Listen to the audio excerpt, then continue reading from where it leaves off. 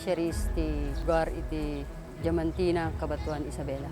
Dakil nga banag para kanyaming ada iti taltalon na simpa iti pagnaan kas 2 lanes nga makuna ito'y lugar mi ito'y Cabanatuan napaspaspas nga may yuwar mi dagiti tuktomi nga kas dagiti may mulmula mi dito nga lugar ken dakil nga banag para kanyami iti naaramid nga dalan tano kas takit iti time nga iti panagbabalatong kastat nga panawin ket mausar mi pay nga pagi bilagan iti balatong kadapagay.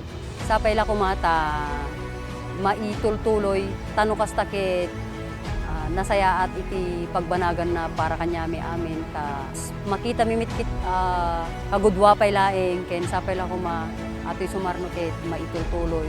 Ako po si Mr. J. Froilan D. Progoso, isang kagawad po ng barangay dito sa aming barangay Diamantina, Cabanatuan, Isabela. Ayan pong ating farm to market road po na yan ay malaki pong katulungan sa ating mga magsasaka na yan po ang isang tulay para mapadali ang produkto na may labas. Ako po si Nestor Rivera, isang agrarian reform beneficiary dito sa Cabanatuan. Nagawa na po yung daan na pinagawa ng DAR.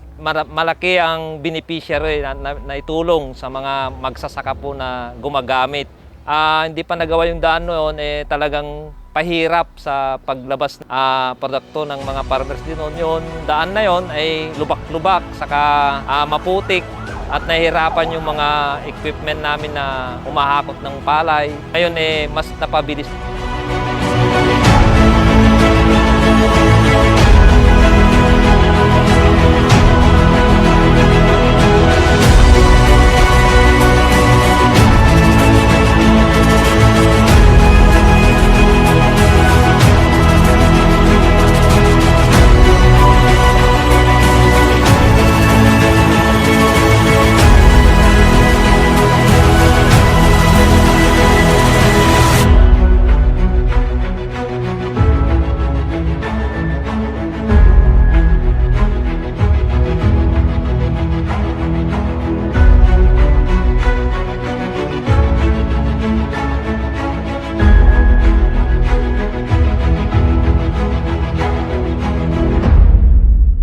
Ni Philip Anthony Pascual, agrarian reform beneficiary ito'y Cabanatuan, Isabela. Ipod nga naaramid dito nga project ti agrarian reform nga dalan. Pumartak basit iti panagkwati produkto mi nga iso ti dalan mi mapan iti farm to market road. Tabas nga kwan ket ati dalan mi ket Lubo, marigatan ti sumrik iti lugan ket mandi unay makarwarte produkto mi.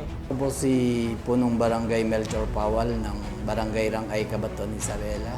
Ang magandang ambag ng ginawang daanan ay mabilis na nilang nailalabas ang ating mga produkto galing sa ating mga kabukiran. Tsaka hindi na rin sila nahihirapan na dalhin yung mga fertilizers nila sa kanilang mga kabukiran. Malaki po ang papasalamat namin sa Ahensya ng Department of Agrarian Reform. Kastamit ken Secretary Conrado Estrella dito. at higit sa lahat Sa ating pinakamamahal na President Bongbong Marcos.